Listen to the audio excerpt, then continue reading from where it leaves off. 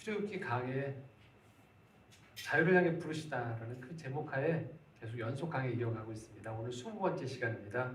출애굽기 14장 1절에 18절까지 말씀으로 우리를 위하여 싸우시는 하나님이라는 제목으로 함께 은혜를 나누도록 하겠습니다.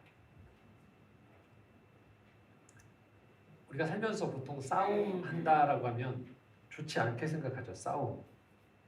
누군가를 미워하고 또 이 싸움 안에서는 상처를 주기도 하고, 이게 심한 경우에는 이 싸움이 죽음에 이르기 때문에 보통 우리는 가급적 싸움은 피하는 게 맞다라고 생각을 합니다. 실제 성경에서도요, 싸움에 대한 좀 만류가 많죠. 그런 구절들이 있는데요. 로마서 12장 18절 같은 경우도 이런 말씀이 있죠. 함께 읽어볼까요? 함께 읽겠습니다. 할 수 있거든 너희로서는 모든 사람과 더불어 화목하라. 이런 말씀들이 있어요. 할 수 있거든 모든 사람과 더불어 화목하게 지내라. 그리고 우리가 일반적으로 알고 있는 성경 안에 흐르고 있는 정신도 용서나 사랑의 마음들을 전하는 거예요. 그러다 보니까 기독교 신앙은 싸움을 멀리하도록 요청한다고 생각을 합니다. 하지만 성경에는요, 상당히 많은 부분에서 싸움에 대해서 다른 측면에서 이야기하는 구절들이 있어요. 로마서 12장 21절 함께 읽겠습니다. 악에게 지지 말고 선으로 악을 이기라. 바로 같은 장 안에서 나오는 말씀이에요. 한편으로는 화목하게 지내라고 했단 말이에요. 하지만 바로 밑에 구절에서는 악에게 지지 말라는 거예요. 악과의 다툼에서 지지 말라라고 이야기해요. 싸움에서 이기라고 표현하고 있단 말이죠. 자, 디모데전서 1장 18절 한번 읽겠습니다. 아들 디모데야, 내가 네게 이 교훈으로서 명하노니 전에 너를 지도한 예언을 따라 그것으로 선한 싸움을 싸우며. 싸우라는 거예요. 그리고 우리가 지금 읽고 있는, 이제 계속 읽고 있는 구약 성경에도 전쟁 이야기가 많이 나온단 말이에요. 싸운다는 거. 물론 천국에는 더는 싸움이 없겠죠. 천국 가면은. 하지만 이 땅을 살아가는 가운데에서는 싸움은 불가피하게 일어날 수밖에 없는 때가 있다라는 것입니다. 다만 우리가 경험하는 것은요, 이 싸움 중에서 어떤 싸움을 싸울 건가라는 거예요. 어떤 가치가 있을 때, 어떤 목적이 있을 때 우리가 싸움에 나서야 되는가에 대한 그 질문이 우리에게 남겨져 있다는 것이죠. 자, 에베소서 6장 11절 12절에 우리에게 이렇게 말씀합니다. 함께 읽겠습니다. 마귀의 관계를 능히 대적하기 위하여 하나님의 전신갑주를 입으라. 우리의 씨름은 혈과 육을 상대하는 것이 아니요 통치자들과 권세들과 이 어두움의 세상 주관자들과 하늘에 있는 악의 영들을 상대함이라. 자, 여기 12절에 나오는 씨름이라는 표현이 싸움이거든요. 그러니까 어떤 싸움이냐? 신앙 안에서의 싸움은 악의 영들과의 싸움을 말하는 거예요. 마귀들과의 전쟁이라는 거예요. 이런 겁니다. 마귀가 계속 추동질에서 나오는 현상 중에 하나가 뭐냐면, 이 땅에 바로 세워져 있는 법이 무너지게 만들어요. 사람들로 하여금 불법을 자행하도록 마귀가 부추깁니다. 그 현장에 갔던 우리들, 그리스도인들이 그곳에 있으면 뭘 해야 돼요? 불법과 싸워야 돼요. 자, 하나님을 바르게 믿고 하나님이 세우신 창조의 질서를 흐트리려고 하는 세력들이 있단 말이에요. 싸우는 거예요.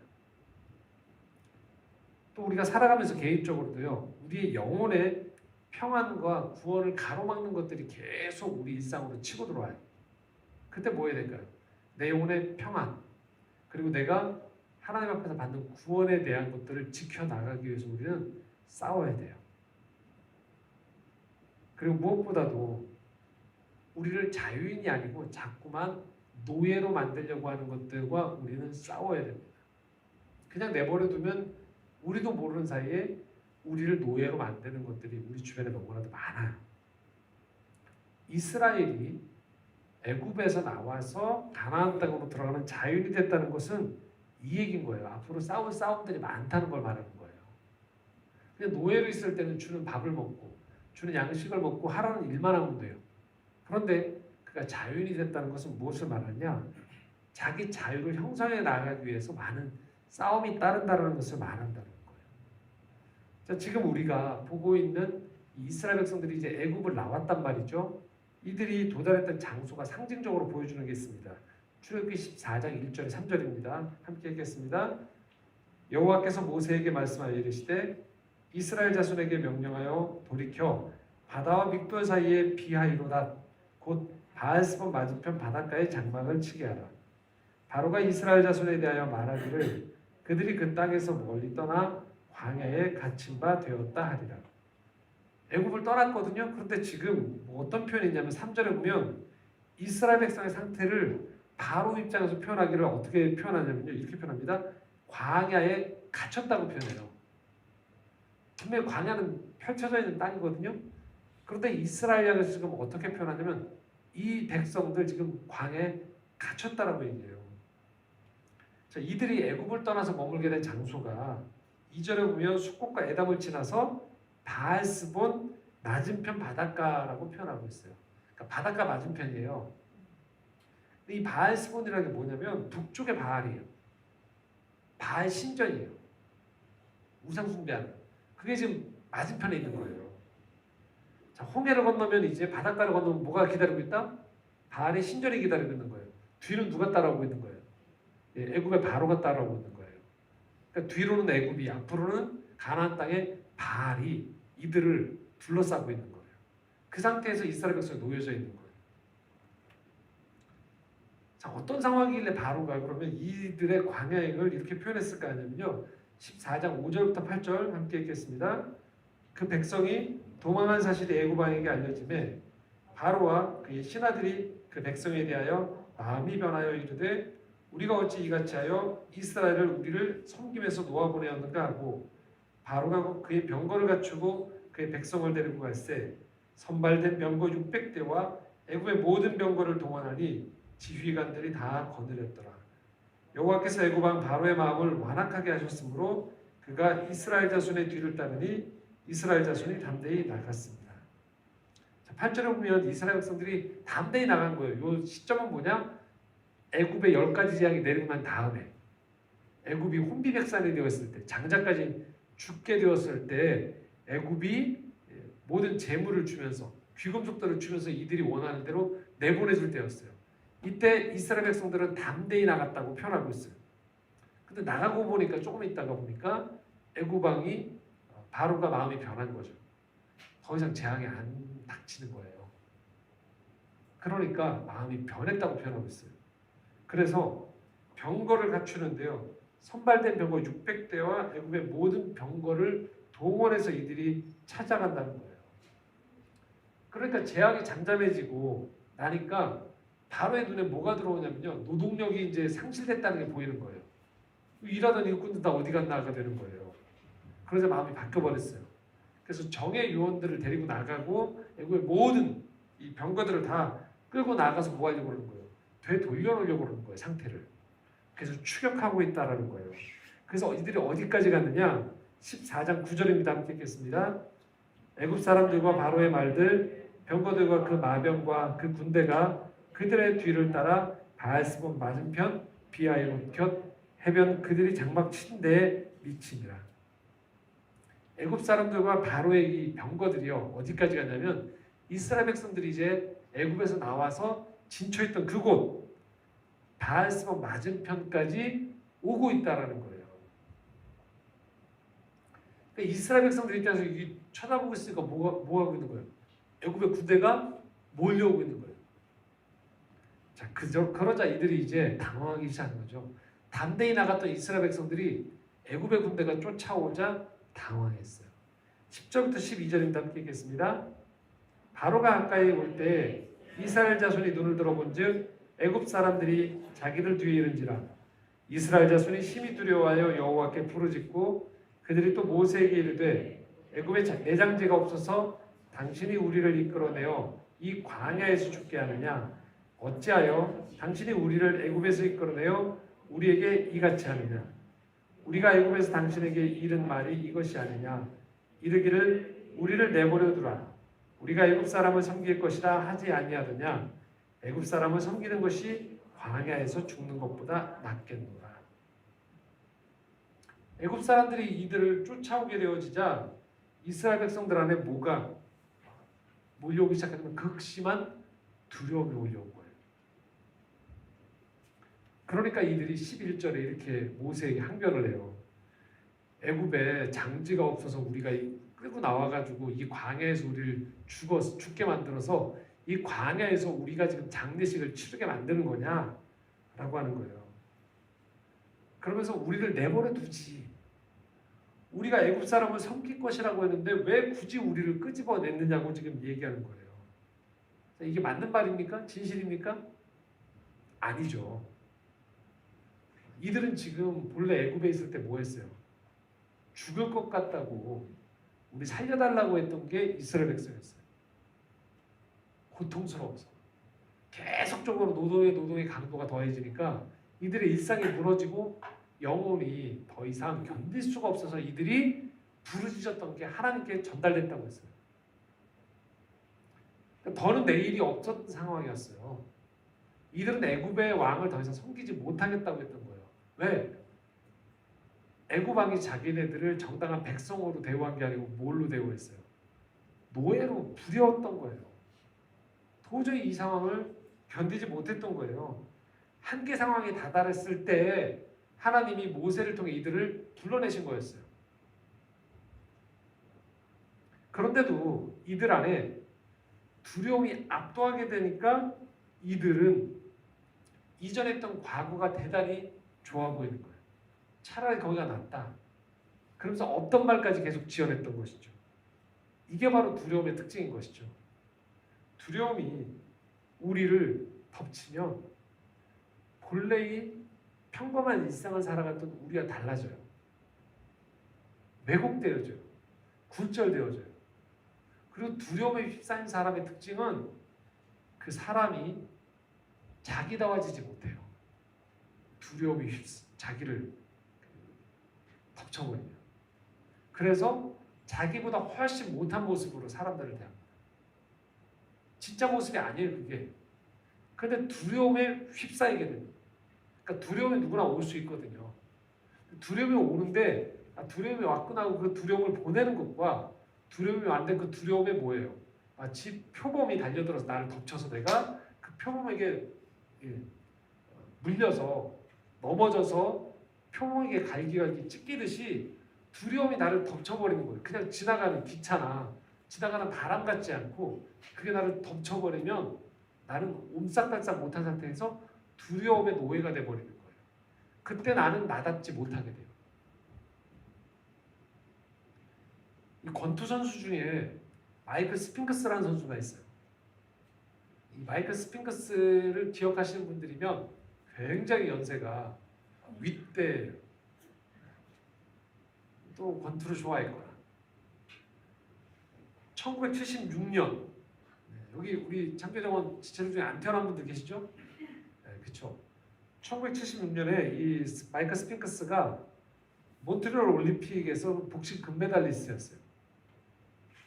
이 집안이 복싱 엘리트 집안이었거든요. 그리고 바로 다음 해에 프로로 데뷔를 했어요. 승승장구했어요. 27연승, 27번 경기를 해서 19번을 KO로 이겼어요.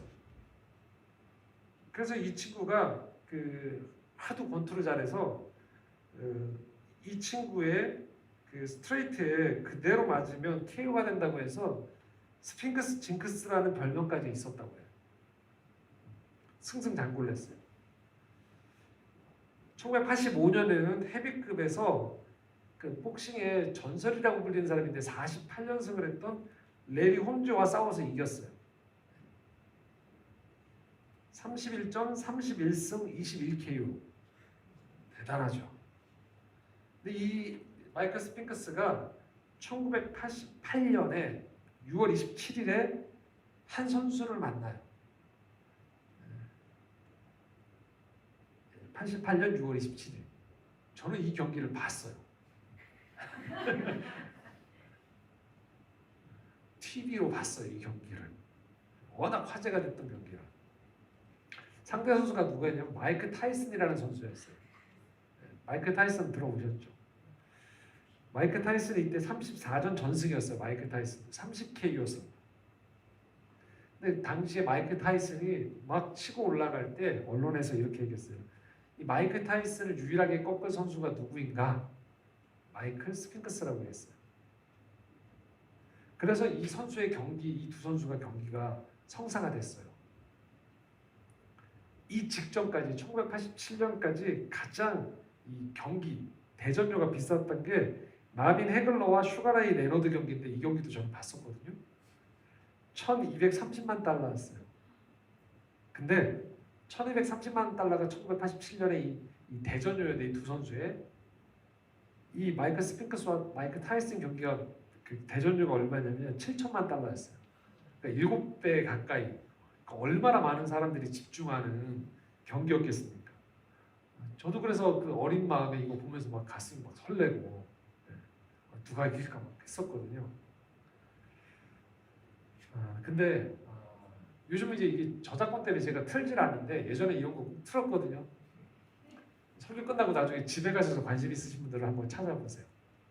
경기가 울렸어요. 1라운드 시작됐거든요. 어땠을까요? 팽팽한 그 이 두 선수의 이 경기가 이루어졌을까요? 전혀 아니었어요.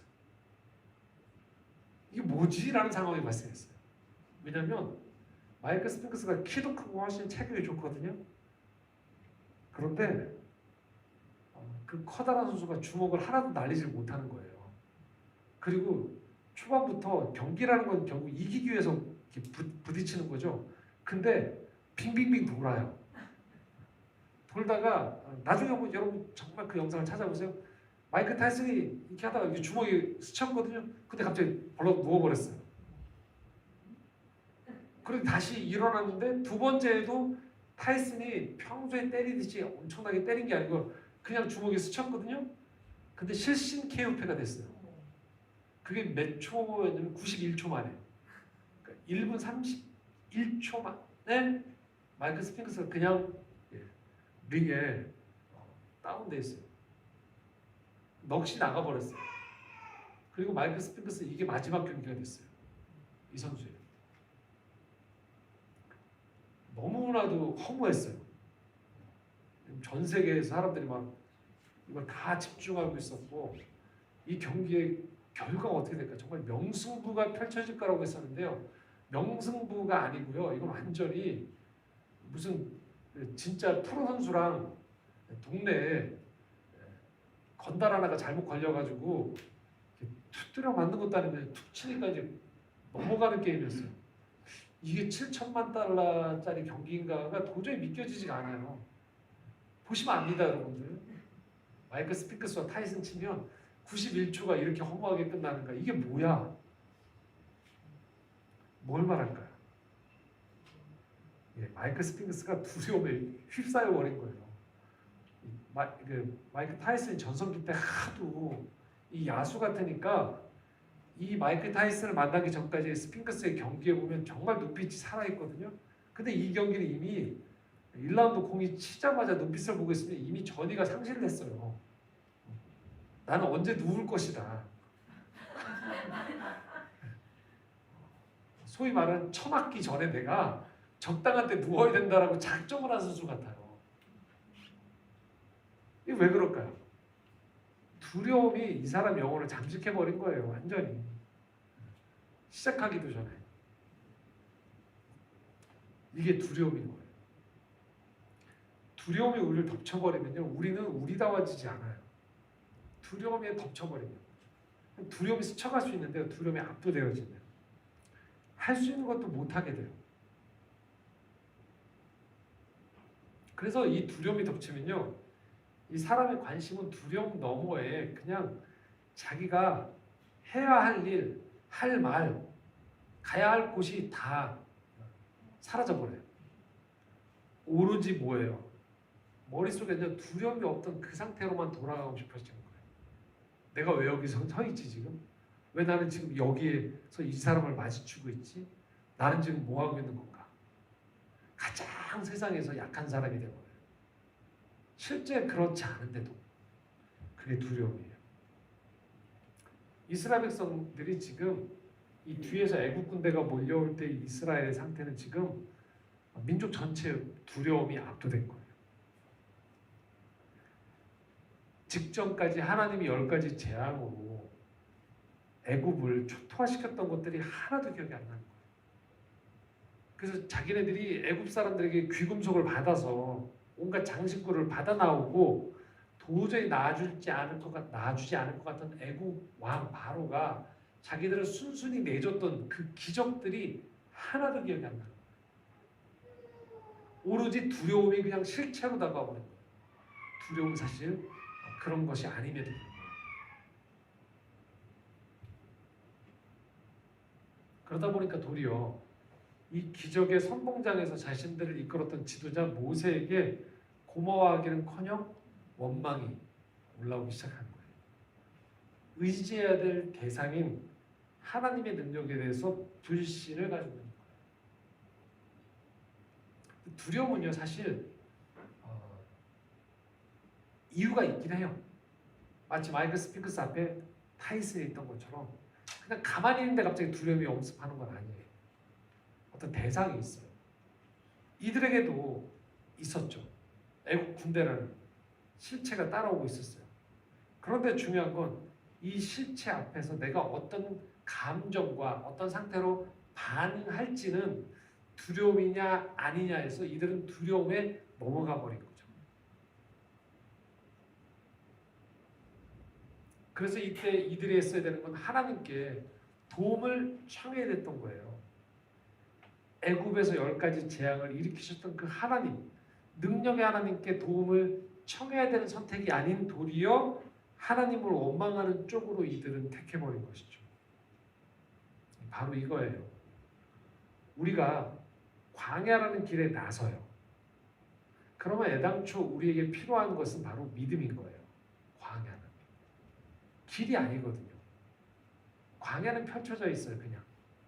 언제 어떤 일이 벌어질지 모르기 때문에 거기서 필요한 건 참된 인도자와 그 인도자를 신뢰하는 믿음인 거예요.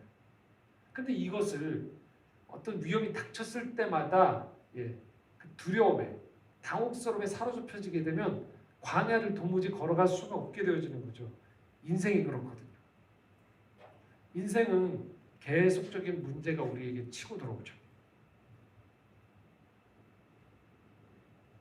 그렇기 때문에 이런 문제들이 발생할 때 우리가 하나님께 해야 되는 것은요. 하나님 왜 또가 아니에요. 하나님 이번에는 어떻게? 라는 거예요. 이 질문인 거예요. 바다에 우리가 나가게 되면 바다에는 파도가 계속 친단 말이에요. 근데 밀려오는 파도를 보면서 왜 또 파도가 칠까라고 얘기하는 건 넌센스죠. 파도 보고 뭐라 하는 게 말이 안 되죠. 우리에게 필요한 그 응답은요. 이번에는 저 파도를 어떻게 넘을까라는 거예요. 모세 역시 본 거죠. 백성의 두려움을 봤던 거예요. 그래서 모세가 지금 이 백성들이 두려워만 하지 않는다고 해서 해결된 문제가 아니라는 걸 알고 있었던 거예요. 다른 조치가 필요했던 거죠. 분명히. 출애굽기 14장 13절 14절 그래서 이렇게 얘기합니다. 함께 읽겠습니다. 모세가 백성에게 이르되 너희는 두려워하지 말고 가만히 서서 여호와께서 오늘 너희를 위하여 행하시는 구원을 보라. 너희가 오늘 본 애굽 사람을 영원히 다시 보지 아니하리라. 여호와께서 너희를 위하여 싸우시리니 너희는 가만히 있을지니라. 두려워하지 말라고 하고 난 다음에 이 모세의 이야기가 뭐냐면 가만히 좀 있으라는 거예요. 가만히 서 있으라는 거예요. 왜 가만히 서 있으라고 합니까? 오늘 너희를 위해서 하나님이 하시는 구원이 펼쳐질 것이다라는 얘기를 하고 있는 거예요. 자, 여기서 우리가 잘 보셔야 됩니다. 가만히 있으라는 걸 정말로 가만히 있는 걸로 들으시면 안 돼요. 두려움을 몰아내라는 말이에요. 그래서 가만히 있으라고 해서 정말 아무것도 안 하는 경우들이 많죠. 신앙생활에서. 난 아무것도 안 합니다라고. 하나님 알아서 하세요. 이 얘기가 아니에요. 두려워하지 말라고 하면서 뭐예요? 거기에서 가장 최선의 행동을 하는 거예요. 그게 가만히 있는 거예요. 가만히 있는다고 해서 어려움이 닥쳤을 때 그냥 두 손 다 놓고 그냥 아무것도 안 하고 그냥 기도만 하고 있으라는 얘기가 아니에요, 여러분. 가만히 서 있으라고 얘기하는 건 여기서 가장 최선의 행동이 가만히 선 상태에서 하나님의 역사가 가장 최선이기 때문에 지금 가만히 있으라고 하는 거지. 아무것도 안 하는 거 그걸 믿음이라고 착각하면 안 됩니다. 왜냐? 바로 나오는 14절, 15절, 16절에 이런 말씀이 나옵니다. 함께 읽겠습니다. 여호와께서 모세에게 이르실 때 너는 어찌하여 내게 부르짖느냐? 이스라엘 자손에게 명령하여 앞으로 나아가게 하고 지팡이를 들고 손을 바다 위로 내밀어 그것이 갈라지게 하라. 이스라엘 자손이 바다 가운데에서 마른 땅으로 행하리라. 행하리라는 건 걷는다는 거예요. 자, 15절에 뭐라고 표현되어 있습니까? 이스라엘 자손에게 뭐 하래요? 명령해서 뭐 하라? 뭐 하라? 앞으로 나아가게 하라는 거예요. 가만히 있으라는 게 아니에요. 나아갈 거란 얘기예요. 그냥 하나님 구원 하나님이 애국 군대와 싸우는 동안에 이스라엘 백성들은 가만히 팔짱 끼고 앉아가지고서 가만히 있으라는 게 아니에요. 뭐 하라고요? 앞으로 나가라는 거예요. 모세에게는 지팡이 들고서 홍해를 가르는 표식을 내리라고 하고요. 이스라엘 백성들 이것들을 통해서 뭐 하는 거예요? 이제 뒤에 쫓아오는 애국 군대에 맞서서 뭐 하라는 거예요? 앞으로 가던 길을 계속 걸어가라는 거예요. 그리고 하나님은 뭐 하는 거예요? 애국 군대와 싸우시는 거. 이게 믿음의 법칙이에요. 우리 자꾸 오해해서 가만히 서 있으라는 얘기를 정말로 가만히 서 있어요. 아무것도 안 해요. 그게 아닙니다, 여러분. 염려와 두려움을 하나님께 맡기는 거예요. 그리고 우리 뭐 하는 거예요? 앞으로 가는 겁니다. 리더자인 모세는 그에게 필요한 리더십을 발휘하는 거예요. 그게 믿음이에요. 하나님은 하나님의 일을 하시고 우리는 우리의 일을 해야 돼요. 믿음을 가지고 행동하는 거라고요. 두려움에 휩싸여서 막 우왕좌왕하면서 아무거나 닥치는 대로 하는 게 아니에요. 하나님께 맡기고 두려움을 하나님 주시는 평안을 끌어안은 상태에서 뭐 하는 겁니까? 내가 해야 될 일들을 하는 거예요. 그게 믿음이에요. 그게 우리를 위해서 싸우시는 하나님과 동행하는 사람들이 이 땅에서 하는 행동인 거예요. 제가 지난주에 큰일 날 뻔했었습니다. 지난 주 중에 제가 아침에 설교를 할 일이 있었어요. 이른 아침에. 근데 저희 집이 작년에 이사를 했거든요. 이사를 하고서 제가 설교하러 가는 장소를 제가 시간 계산을 잘못했어요. 그래서 아침에 차를 몰고 나와서 가야 되는 장소, 이제 이사한 장소에서 그 장소에 가야 되는데 내비게이션을 스마트폰으로 켰어요. 내비게이션에서 도착 예정 시간이 나오는데 16분이 늦는다고 나오더라고요. 근데 아침에 출근 시간이었어요. 뻔히 제가 그 루트를 알거든요. 빠져나갈 구멍이 없더라고요. 근데 이미 내비게이션에서 16분이 정확히 늦는다고 친절하게 숫자가 떴어요. 큰일 났어요. 왜냐면 설교 그 장소에 수백 명이 기다리고 있었거든요. 큰일 났었어요, 제가. 근데 그때 제가 두 가지 행동을 했었어요. 하나는 그때 제 입에서 기도가 나오기 시작했어요. 제가 평소에 잘 안 하는 기도인데 그 기도를 하기 시작했어요.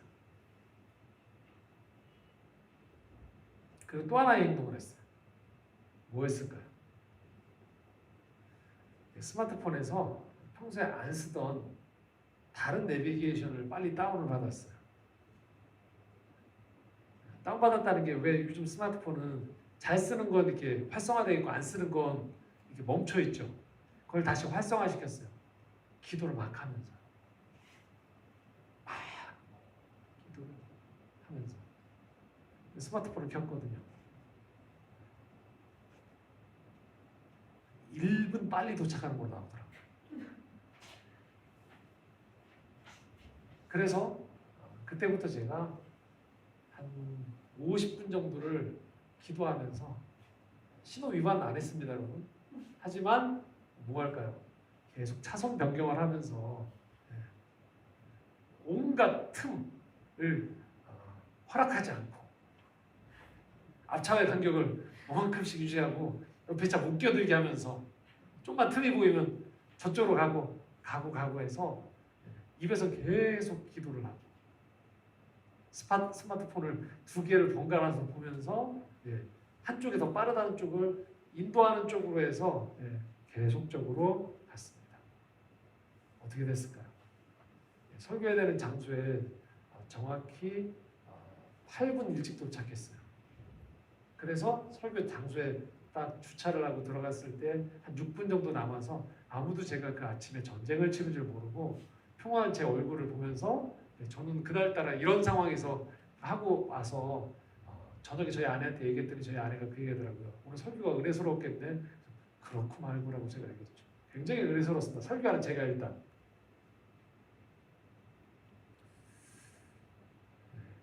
궁금하시죠? 제가 어떤 어플리케이션을 내비게이션 썼는지, 제가 어떤 기도를 했는지, 어디에 설교하러 갔는지 신앙생활 때 자세히 얘기해드리겠습니다. 일단 신앙생활에 나오신 분들은 자세하게 제가 어떤 기도를 드렸는지를 말씀드리겠습니다.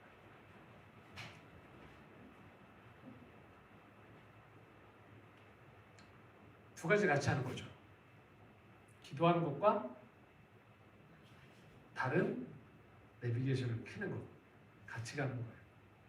그냥 하나 평소에 키던 것만 키고서 쭉 하면서 계속 가는 게 아니고요. 그때 제가 할 수 있는 최선, 다른 방법은 없는가에 대해서 생각하면서 다른 어플리케이션을 켰던 거죠. 다른 한쪽에 아까 말씀드렸던 그 어플리케이션은 제가 이 설교해야 되는 장소까지 거의 왔는데요. 제가 눈으로 대충 봐도 한 2분 남았었는데도 여전히 태연하게 당신 8분 늦을 거라고 나오고 있더라고요. 희한하더라고요. 그런 일이 드문데 그날따라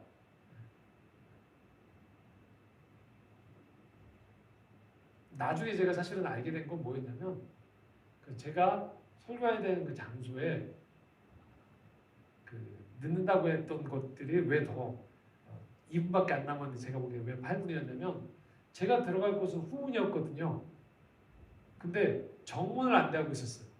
정문은 훨씬 더 돌아가는 거였고 두 번째 켰던 내비게이션은 후문 쪽을 안내했던 거였어요. 희한하죠? 보통은 정문을 안내할 텐데 후문 쪽을 기가 막히게 안내를 하고 있었더라고요. 근데 저는 후문 쪽에 주차를 하고서 들어가면 바로 들어갈 수 있었던 곳이었거든요. 그런 겁니다. 기도해야죠. 위급 상황에서. 기도해야 됩니다. 근데 우리 스스로에게 물어봐야 돼요. 정말 나는 기도밖에 할 게 없는 건가? 또는 내가 할 수 있는 것이 있는데도 불구하고 그냥 가만히 있는 것인가? 하나님은 오늘도 우리를 위해서 싸우고 계세요. 하나님은 오늘도 우리를 통해서 하실 일들이 있어요. 그래서 하나님은 치열하게 우리 앞서서 싸우세요. 이 영적 전쟁에서. 그런데 또한 동시에 우리가 해야 되는 앞으로 나아가야 되는 일들도 우리는 멈추지 않아야 됩니다. 이게 싸움하는 사람들의 자세인 거예요. 그걸 마치 이건 영적인 일이니까 하나님이 다 알아서 하실 것이다가 아닌 거라고요. 디모데후서 4장 7절에 바울이 이렇게 표현하고 있습니다. 함께 읽겠습니다.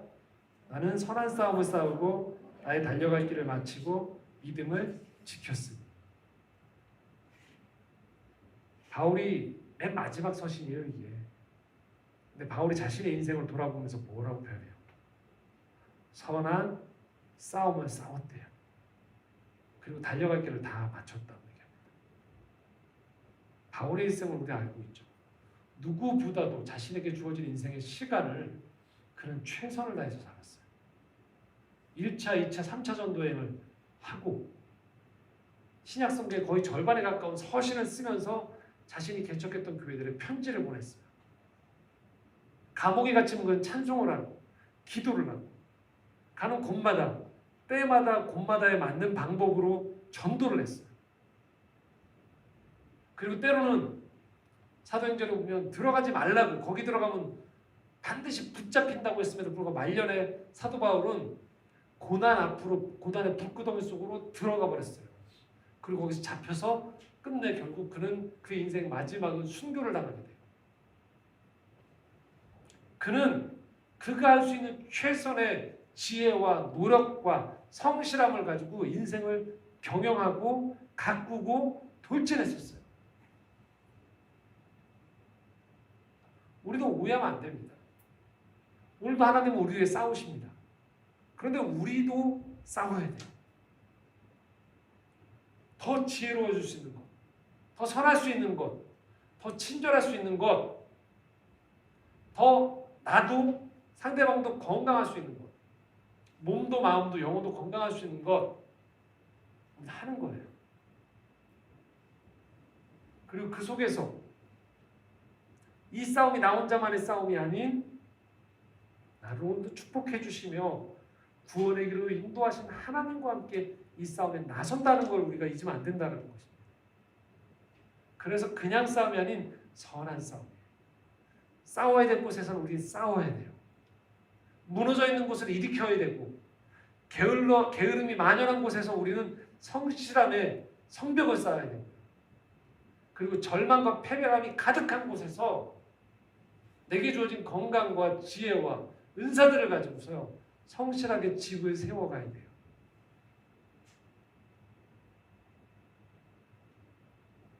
그럴 때 우리를 통하여서 이 선한 싸움의 열매들이 맺혀지는 겁니다.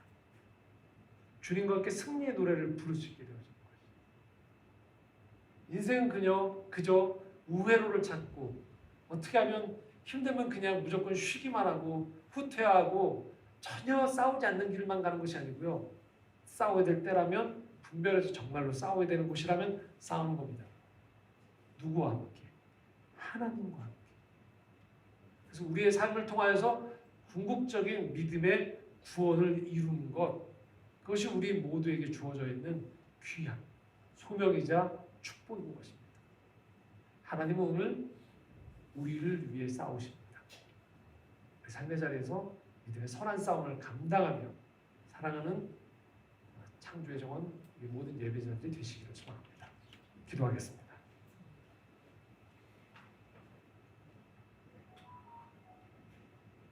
하나님 아버지, 오늘 우리의 삶에 구원이 필요합니다.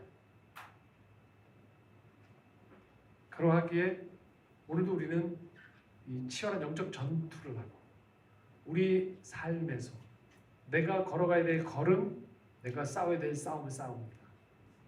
하나님, 담대하게 하여 주시옵소서. 평안하게 하여 주시옵소서.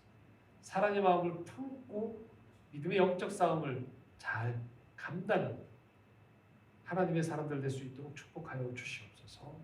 예수 그리스도의 이름으로 기도드리옵나이다.